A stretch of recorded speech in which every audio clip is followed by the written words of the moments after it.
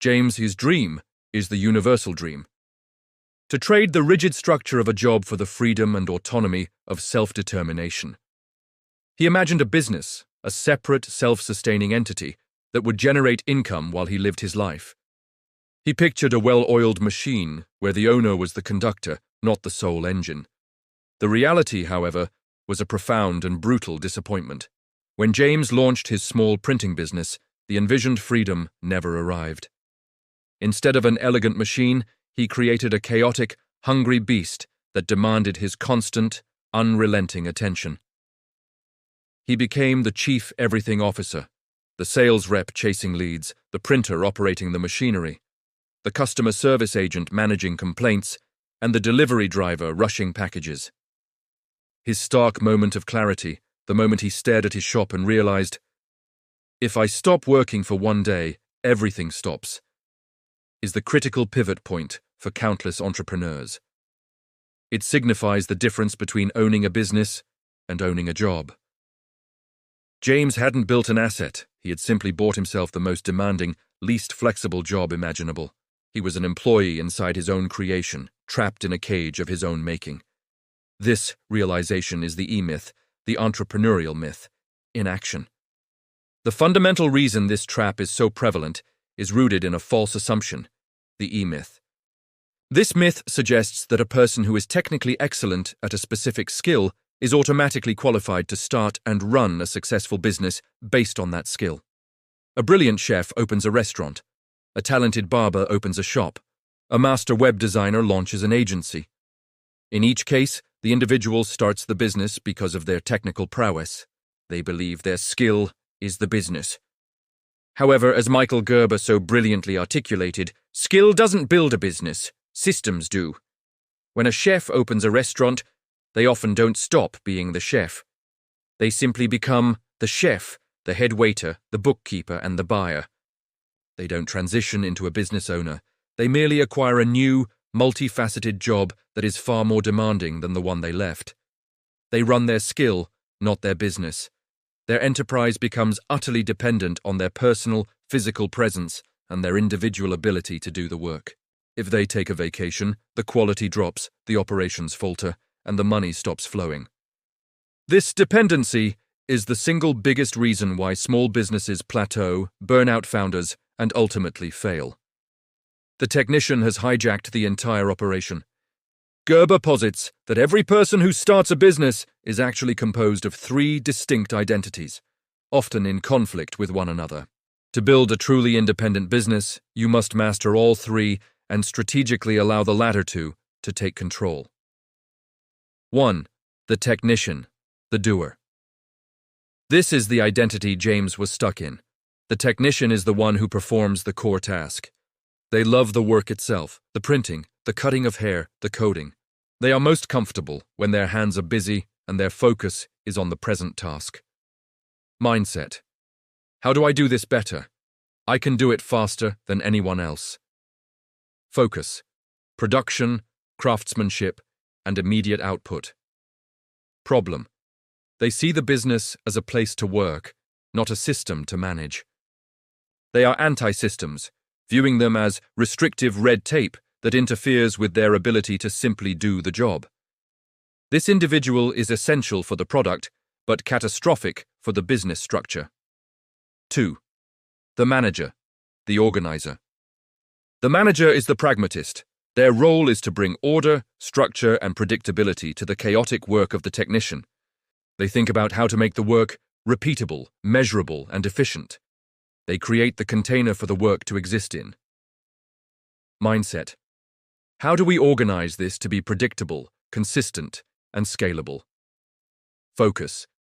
Systems, schedules, tracking, documentation, and quality control.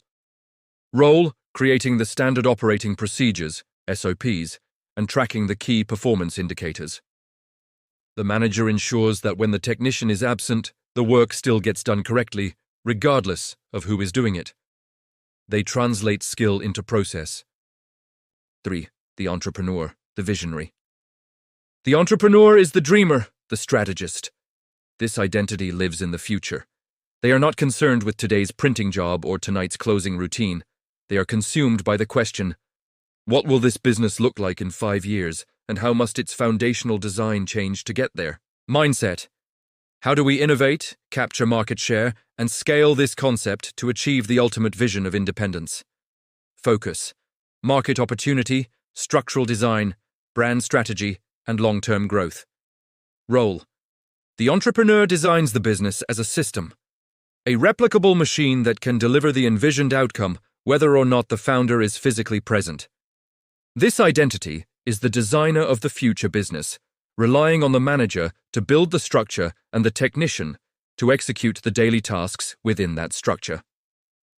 The tragedy for most small business owners is that they operate almost exclusively as the technician.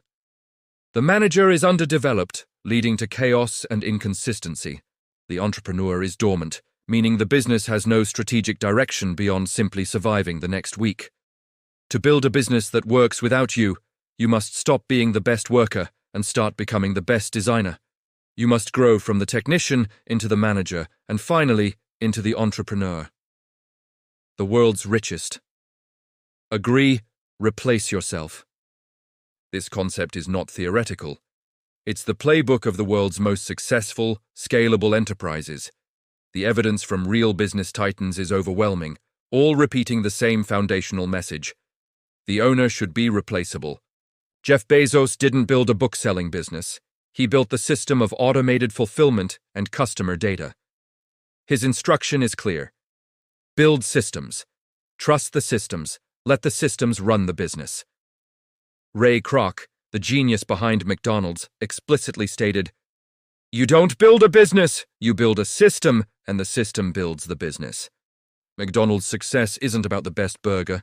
It's about a system that ensures every single burger, every fry, and every customer interaction is exactly the same, no matter which corner of the globe you are in. Warren Buffett only invests in businesses that have such strong, predictable, and self-sufficient operations that the founder's departure would not cause a ripple.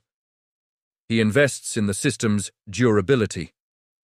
Elon Musk pushes the boundary further, emphasizing that if the company depends on your individual, daily, manual input, you don't have a company. You merely own a high-stress occupation.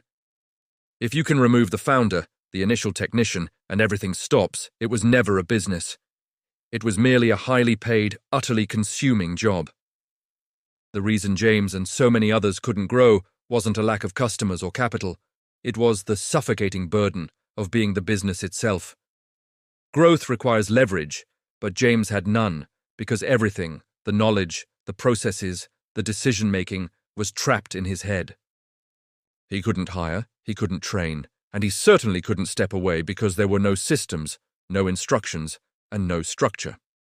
What stops businesses from growing is that they become limited by the single biggest bottleneck, the founder's capacity.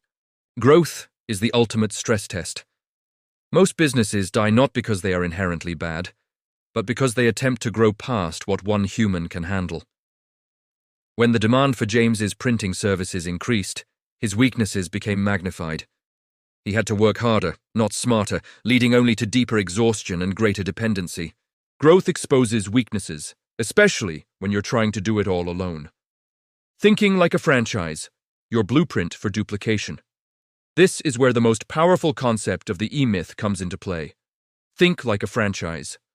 Even if you have absolutely no intention of ever selling or franchising your business, you must build it as if you will. Franchise thinking is the antidote to the technician's chaos. It forces you to operate as the manager and the entrepreneur from day one. It demands clear steps. Every core task, like printing a specific job, handling a customer complaint, or preparing a sales quote, is broken down into discrete, manageable steps. Clear processes. The sequence of steps is standardized, timed, and documented. Clear instructions. Anyone, regardless of their prior experience, can follow the instructions and achieve a predictable result. Your goal is not perfection. The technician's impossible pursuit of individual, handcrafted excellence. Your goal is duplication. You want to build an unstoppable system, just like McDonald's, where the consistency of the experience is the ultimate selling point. The manager can leave, the employee can leave, and the business continues because the system remains. The system is the real product. The business growth phases, from chaos to control. A business's journey to independence is a structured evolution through 3 key stages. The transition from one stage to the next is driven entirely by the founder's willingness to build systems and delegate authority. Phase 1. Infancy. The owner is the business. This is where James began. The business is a direct extension of the founder. It is defined by the quality of the technician's skill. State, chaos, overwork, inconsistency, and founder burnout. Key challenge: there are no systems, no delegation. The founder is doing everything, believing, I can do it better, faster myself. Result: revenue ceiling is reached quickly, limited by the founder's time and energy. Phase 2. Adolescence. Learning to let go. This is the most painful but most critical transition phase. Here, the founder, now operating primarily as the manager, begins the difficult process of releasing control and codifying processes. This is where James began his transformation state. Structured growth, difficult delegation, initial team building, and a frustrating period of low efficiency as new systems are tested. Key challenge: writing down what was only in your head, training others to replicate your skill. You will struggle with the urge to step back in and fix things. This requires radical trust in the system you are building, not the person operating it. You supervise the process, not the people. Result: systems are created, tested, and refined.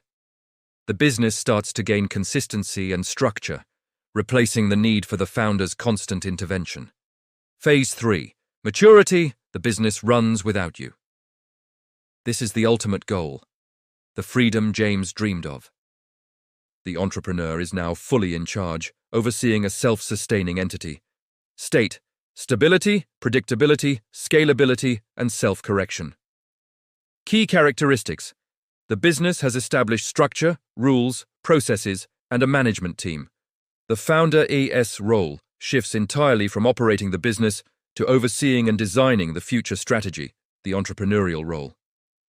Result: the business consistently generates revenue and delivers value, regardless of the owner's physical presence. This is true freedom and the ability to scale to multiple locations or new ventures. The only way to move through these phases is by consciously designing the structure first. You are not hiring a person to do the work. You are designing a role that the system dictates. The transformation of James's printing shop from a demanding job into a running business was the direct result of him shedding the technician identity and embracing the roles of the manager and the entrepreneur. He realized that the business itself was the product he needed to design. Here are the 7 blueprints, the pillars that James built to create a business that could run without him, which are the same steps you must follow. 1. Create systems for everything, the foundation. A system is simply a step-by-step, documented way of doing something that leads to a predictable result. If you do it more than once, it needs a system. What to systemize, customer service, how to handle an inquiry, marketing, how to run an ad campaign, daily operations, how to process an order, quality control, how to check the finished product, and money management, how to record a payment. The rule: if it's not written, it doesn't exist. The goal is to capture your personal expertise, your technician skill, and translate it into a repeatable document that any competent person can follow. 2. Standard operating procedures, SOPs. The detail. SOPs are the granular instructions that explain exactly how tasks should be done. They are the core of the manager's toolkit, designed to remove guesswork and mistakes. Role of SOPs. They remove confusion, reduce training time, and ensure consistency. McDonald's can train a new staff member in a fraction of the time because every process, from cleaning the grill to greeting the customer, is simplified and standardized. Action. Create SOPs for opening and closing the shop, handling complaints, packaging products, and every specific workflow task. And document the step-by-step process with checklists and simple language. 3. Delegate without fear, the leap of trust. This is the psychological barrier that kills most small businesses. The technician's mindset is, I can do it better, or it's faster if I do it myself. This mindset kills growth because it turns the founder into the ultimate bottleneck. Shift your focus. You must supervise the system, not the individual. If someone makes a mistake, the system is flawed, not necessarily the person. You must ask, did the SOP fail them, or did they fail the SOP? How to start. Hire small, start slow. Delegate one repetitive, non-core task first, like scheduling or basic data entry. Train people using your new SOPs. Trust the process you designed. 4. Build a team, not helpers. The structure. Helpers follow you. A team follows the system. James didn't just hire random people. He hired people to fill defined roles within his emerging structure. Define roles. Stop hiring a guy to help out. Hire a sales representative, clear duties for generating revenue, an operations assistant, clear duties for production workflow, or a manager, clear duties for supervising the systems. Clarity. Each role must have clear duties, clear expectations, and clear training tied to the SOPs. This makes the business independent of the founder's personality. 5. Automated money systems, the predictability engine. Cash flow management must not depend on your presence or manual tracking. Money chaos is a hallmark of the technician-led business. Automate. Implement tools for payment tracking, invoices, subscription renewals, and payroll. Use online banking and accounting software to maintain a constant, real-time picture of your financials. Result. When your money is organized, the business becomes predictable. Predictability is what allows the entrepreneur to make strategic decisions about the future. 6. Build a strong brand, the independent identity. A strong brand is the business's independent identity. It sells even when the founder is not physically there. Brand elements. A brand is more than a logo. It means trust, consistency, a clear message, and a firm promise to the customer. The brand promises that the system will deliver the outcome every time. Outcome. When people trust your brand's consistency, your physical presence becomes optional. They are buying the predictable experience created by your system. 7. Build a business that can be sold, the ultimate test. Even if you never plan to sell, build your business as if you will put it on the market tomorrow. This forces you to view your business through the eyes of an investor, someone who cares only about its autonomous function. Criteria for saleability. This requires clear operations, a profitable structure, predictable revenue, not reliant on the owner's sales skills, documented systems, and a trained, stable team. The final truth. A business that can be sold is the ultimate definition of a business that can run without you. James took these lessons and implemented them relentlessly. He didn't just work in his business, he worked on it. He wrote down his printing processes, transforming his personal skill into teachable SOPs. He hired his first assistant, then a second, and finally a manager, training them exclusively on the new systems he created. He automated his quotes and payments and delegated his marketing based on a documented campaign process. 6 months later, James walked into his shop and saw something magical. Everything was running without him. Orders were being processed, customers were being served, and the team was confident, following the written process. For the first time ever, James felt free. He didn't build a job, he built a system, and the system built the business. If you want a business that runs without you, you must stop thinking like a worker and start thinking like a designer. Design the structure, design the system, design the future. Because a real business is something that grows even when you are not there.